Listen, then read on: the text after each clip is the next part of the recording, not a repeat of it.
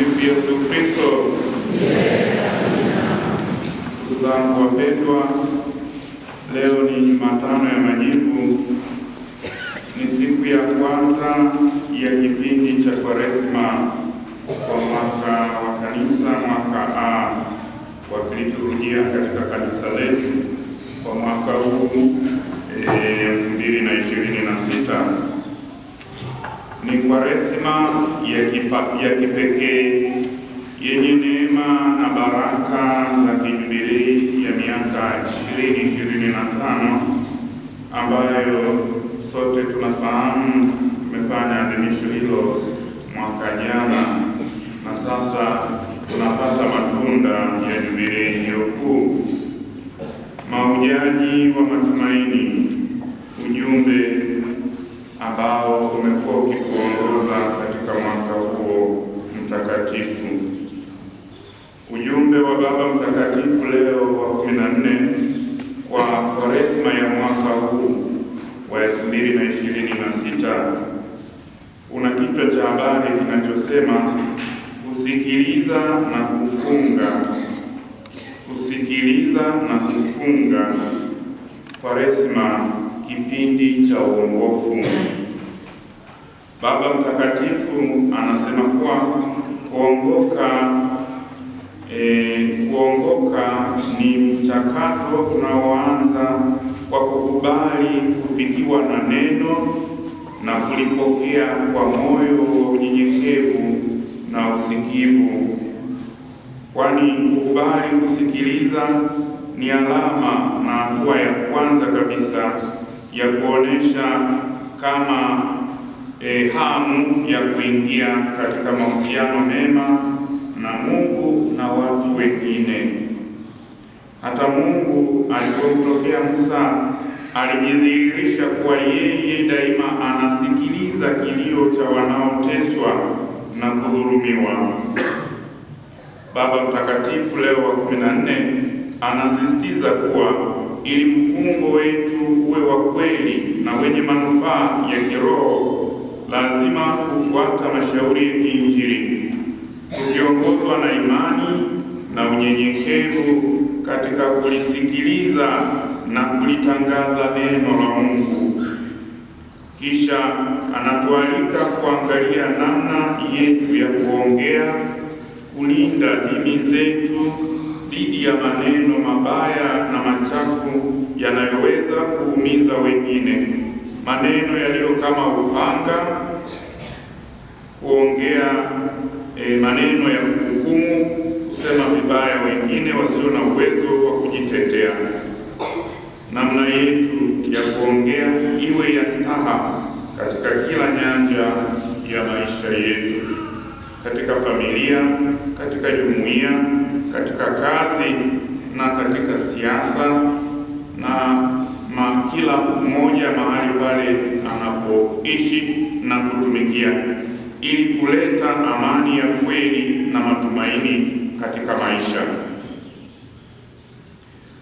Nalo Baraza la Maaskofu Katoliki Tanzania TC katika ujumbe wake wa Kwaresma kwa mwaka huu 2026 linatuasa likisema, ndugu, msichoke kutenda mema, kama tunavyosoma waraka wa pili wa Mtume Paulo kwa Wathesalonike sura ya 3 aya 13, ili watu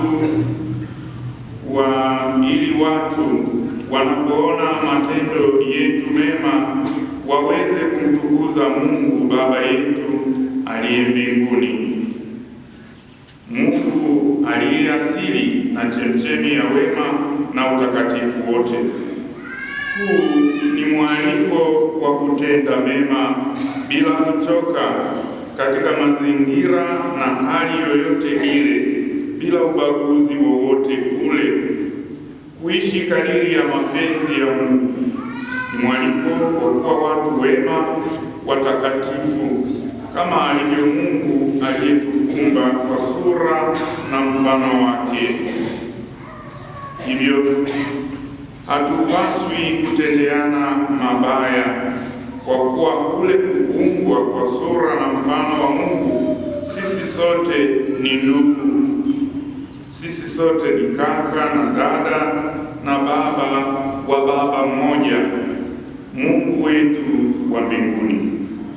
Kwa msingi huu wa udugu, tunaalikwa tusichoke kutendeana mema, huku tukijiepusha na tabia na vitendo vyovyote vile vyenye kuumizana na kukatishana tamaa, kwa kutenda na kutendeana maovu, kwa kuwa hiyo ni kazi ya Shetani. Maaskofu Katoliki Tanzania wanasisitiza kuwa tukijikita katika maelekeo binafsi ya kutenda, tusijikite katika maelekeo binafsi ya kutenda uovu, kutenda mabaya, kutenda dhambi au kuishi katika mazingira ya kutushawishi kutenda dhambi, kama vile kuishi kati ya watu wenye midomo michafu, watu waovu na wabaya, au jamii iliyojaa uchafu wa lugha, isiyothamini utu wa wengine na maumbile yake, jamii isiyoheshimu amri za Mungu, sheria na miongozo yake mizuri, jamii ambayo dhambi, uovu na ubaya ndiyo mtindo wake wa maisha. Sisi tuepuke nayo. Sisi tuchague kumpendeza Mungu na sio wanadamu. Tudumu katika kutenda mema, kwa kuwa kutenda wema ni wito endelevu unaodai sadaka, ili kukuza upatikanaji na utoaji wa haki sawa kwa wote bila upendeleo wa ubaguzi. Kipindi hiki cha Kwaresima kinatangaza kuvipiga vita vizuri vya kiroho ili tujiweke sawa katika kuyatekeleza mambo haya. Ndio maana Mama Kanisa katika sala ya mwanzo ametualika katika sala ya kolekta, ile sala ya mwanzo tumesali: E Bwana, utujalie sisi waamini wako tuanze vita vya kiroho kwa mfungo mtakatifu, nasi tulio tayari kupigana na pepo wabaya tujipatie nguvu kwa sababu ya kufunga kwetu. Silaha za vita hivi ni kufunga na kusali kwa bidii, kutangaza na kutafakari neno la Mungu na kusaidiana sisi kwa sisi kwa kutendeana matendo ya huruma, tukiongozwa na amri kuu ya mapendo, kumwilisha ndani mwetu utamaduni wa upendo, kusameheana na kujipatanisha na ndugu, jamaa na marafiki, kufanya toba na kuzipatanisha nafsi zetu na Mungu Baba yetu aliye mwema, ambaye anatupenda kwa upendo usio na kifani, kama wimbo wa mwanzo ambao umetuongoza kuimba: E Bwana, wewe wavipenda vitu vyote vilivyopo, wala ukichukii kitu chochote ulichokiumba. Unawasamehe watu dhambi zao kwa ajili ya kufanya kitubio na kuwahurumia, kwa kuwa ndiwe Bwana Mungu wetu. Somo la kwanza, somo la kitabu cha nabii Yoeli, limetupatia ujumbe wake nabii ambaye anatoa mwaliko wa Mungu akituita sisi wanaye tumrudie yeye kwa mioyo yetu yote, kwa kufunga na kwa kulia na kwa kuomboleza, tukirarua mioyo yetu na sio mavazi, ishara ya toba ya kweli, toba ya mtu mmoja mmoja, toba ya ndani kabisa ya nafsi ya mtu, na toba ya pamoja kama jumuiya ya waamini, toba ya watu wote, wazee, vijana na watoto, na toba ya taifa zima. Ni haki itawale ni haki iturudishie amani na matumaini kwa wote. Kumbe katika kipindi hiki cha Kwaresima iwe ni nafasi ya kumrudia Mungu na kuingia kila mmoja katika nafsi yake na kuona jinsi anavyomtumikia na kumshuhudia Kristo mkombozi wetu ambaye ametukomboa kwa njia ya mateso, kifo na ufufuko wake. Somo la pili la waraka wa pili wa Mtume Paulo kwa Wakorinto.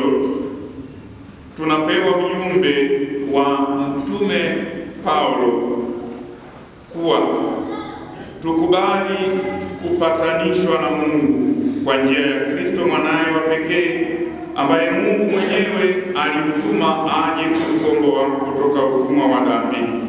Kwa maana Mungu asiyejua dhambi alimfanya mwanawe Yesu Kristo kuwa dhambi kwa ajili yetu, ili sisi tupate kuwa haki yake katika yeye. Hili linawezekana tukijivika moyo wa toba kwa unyenyekevu, tukijikabidhi kwake na kuitumainia huruma yake.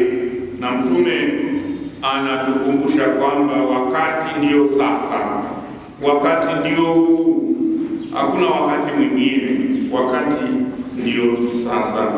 Kwa hivyo tumepewa nafasi na Mwenyezi Mungu kwa wema na upendo wake na huruma yake ametujalia wasaa huu ili tuweze kutubu, tuweze kurudi kwake.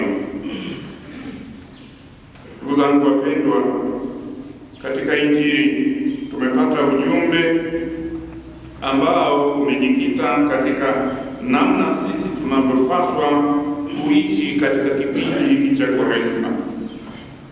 Mwinjili Mathayo ametukumbusha kufanya mambo makubwa matatu: kusali, kufunga na kutoa sadaka. Kusali, kufunga na kutoa sadaka. Lakini Injili inatuongoza tuone namna ya kufanya matendo haya makubwa matatu. Kusali, tunasisitizwa kuwa watu ambao tuna pamoja na sala zile za pamoja ambazo tunakutana kusali pamoja kama tulivyokutana hivi leo, na kama ambavyo tunasali katika jumuiya, kama vile ambavyo tunasali pia siku za Dominika kanisani. Injili Mathayo anatuongoza tusali pia sala za binafsi, sala za binafsi. Na hata kama tunasali sala za pamoja, kila mara ni lazima tuone namna tunavyojiunganisha na Mungu, yaani ile hali ya kujipima mimi mwenyewe na ninavyohusiana na Mungu. Sio kwa sababu nataka watu wanione. Hata kama ninaenda kwenye jumuiya kusali, naenda kusali sio kwa sababu nataka mwenyekiti wa jumuiya ajue kama mimi nimefika siku hiyo. Usali kwa sababu ni wajibu wako, yaani inapaswa sala hiyo iingie ndani kabisa ya nafsi yako. Usali kwa sababu napenda, usali kwa sababu wewe mwenyewe unajua kabisa kwamba mimi ni Mkristo, mimi ni Mkatoliki, na kwa hivyo ninasali kwa sababu kusali ni kuongea na Mungu na ninajiunganisha na Mungu ili mahusiano yale ya dini na Mungu yaweze kudhihirika na yaweze kuonekana. Jambo la pili, tunahimizwa na mwinjili Mathayo kwamba katika kutoa sadaka, tutoe sadaka. Kipindi hiki cha Kwaresima ni kipindi muhimu sana cha kutoa sadaka. Sadaka inayozungumzwa hapa sio sadaka ya kutoa tu kanisani hapa, au sadaka ile ambayo tunatoa tunapokuwa sijui labda kwenye msiba. Sadaka inayoongelewa hapa ni majitoleo ya jumla ya kila aliye Mkristo, kujitoa nafsi yako kwa ajili ya Mungu. Na sadaka hiyo inapaswa sasa itolewe kutoka moyoni, uitoe kutoka moyoni kabisa, bila kuwa na mashaka, bila manunguniko. Maana wakati mwingine ni kweli tunatoa sadaka au hata majitoleo fulani, lakini ndani yake kuna manunguniko. Sawa, kila mara watu wanatoa kutoka moyoni kabisa, kwa sababu mwenyewe umeona kwamba sadaka ile na kweli inakugusa kweli. Kwa hiyo katika matendo ambayo tunapaswa kufanya kipindi cha Kwaresima ni kutoa sadaka. Sasa kutoa sadaka huko, tukumbuke pia kutoa sadaka kuwasaidia watu wanaohitaji msaada. Kuna watoto yatima, kuna wazee, kuna wagonjwa, kuna watu ambao kweli wana hali mbaya ya uchumi. Ukijilinganisha wewe na yeye, unaona kabisa kwamba hali yake ni mbaya. Tufanye matendo ya huruma kipindi hiki cha Kwaresima.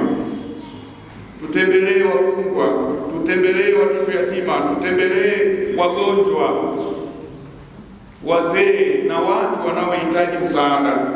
Na tunapofanya mambo hayo, Injili imetuasa na imetuongoza kwamba tusifanye kwa kujionyesha. Naweza kuwa naenda kutoa msaada kwenye kituo fulani cha watoto yatima pamoja na kamera au wenzetu wao, alafu kutoa kwenye magazeti na televisheni na televisheni kuonesha kwamba tumetoa. Sawa, ni si kitu kibaya sana, lakini nadhani isiwe ni kitu cha muhimu. Tukitoa wewe, kwa sababu unajua kwamba unatoa sadaka kwa watu. Tena basi sasa pengine tunapotoa na piga picha. Injili leo inafanya kwa kujionyesha, watu waone kwamba, na wakati mwingine pengine hata michango ya kawaida ya majitoleo, tuchangie wenzetu labda, au tuchangie kitu fulani. Sasa hivi tunachangia nyumba yetu ya wahudumu wetu hapa. Sasa tunakuja kutoa, pengine sasa tuko kwenye foleni huko, basi tumechukua noti ya shilingi 1000. Watu waone kwamba nimetoa. Si lazima sana, na kwa kweli Injili tusifanye kujionyesha. Toa, Mungu anajua, kwa sababu Mungu anajua kila kitu. Na unatoa sio kwa mtu, unatoa kwa Mungu ambaye anajua yote. Kwa hiyo upendo wako, majitoleo yako yanafahamika. Na jambo la tatu, kufunga. Tunaalikwa kufunga kama leo Dominika, Jumatano ya Majivu tunaalikwa leo kufunga chakula. Tunajua ile amri ya kanisa, nasema shiriki liturujia Jumatano ya Majivu iliyo siku ya kufunga chakula, na Ijumaa Kuu iliyo siku ya kufunga kula nyama. Leo tunaalikwa tufunge chakula, watu wazima ambao sio wagonjwa wala sio wazee wala sio watoto, na wala sio wanafunzi wakati mwingine, kwa sababu wapo shuleni wanasoma, basi hata kama ni watu wazima, lakini basi wasinge lazimika sana. Lakini sisi tu watu wazima tunapaswa kufunga chakula sikile. Na kufunga kwenyewe ni kufunga pia mambo mengine tunaalikwa na Injili, lakini katika kufunga huko pia tunaongozwa tusifunge kwa kujionyesha. Hata leo Jumatano ya Majivu tutapakwa majivu hapa. Kutoka huko, unatoka huko umekasirika na kukasirika kwa sababu sasa kujana leo siku nzima mchana. Mwenzako anakusemesha kwa sababu sasa nimefunga leo. Nisitaki kufunga kwa namna hii. Hakuna manufaa sana, kwa sababu Yesu anasema msiwe na nyuso za kukunjamana.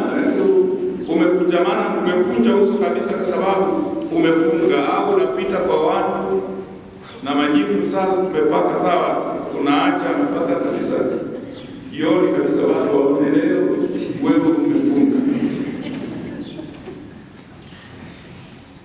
Tunaalikwa kwamba tunapofunga tufunge mbele ya Mungu, na tufunge kweli, na unapofunga kile ulichofunga kusaidia. Namna nyingine ingekuwa ni kuweka akiba tu. Kama unafunga alafu ufanyi chochote kwa kufunga kwako, kufunga kule kile ulichokifunga pia kwa kweli kingepaswa sasa kitolewe kama sadaka kwa mwingine anayehitaji zaidi. Kwa hiyo wakati wetu wa mfungo huu wa Kwaresma iwe ni nafasi ya kujikabidhi mikononi mwa Mungu, nafasi ya kujiweka, kujitafakari hasa kila mmoja, na ni nafasi nzuri sana, kipindi cha neema. Na ndugu zangu, kipindi hiki cha Kwaresma kila mmoja aone ni wapi katika kumtumikia Mungu kwake anakwama hasa zaidi. Tutafakari neema yetu, mapungufu yetu, na tumrudie Mungu. Tupokee sakramenti ya kitubio. Sakramenti ya kitubio, kwa hiyo ni sakramenti ambayo kwa kweli tumekuwa tunashindwa kuitendea haki sana, hasa siku hizi. Imekuwa tukapefuitie sana sakramenti ya kitubio. Kama karibu wakati fulani tunashindwa kuona kama kweli ni dhambi ya kukaa mwezi, miezi miwili mitatu bila kupokea sakramenti. Msururu wa Ekaristi, kupokea Ekaristi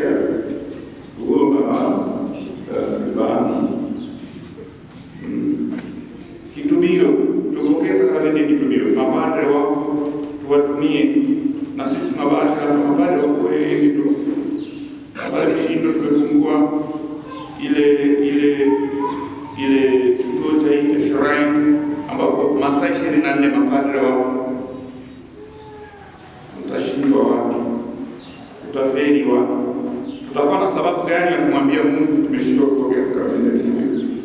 Kweli iwe ni nafasi ya kupokea sakramenti ya kitubio, kurudia Mungu, nafasi ya kutenda mema, nafasi ya kujirudi na kuona pale ambapo tumekuwa tunapungua sana, na sasa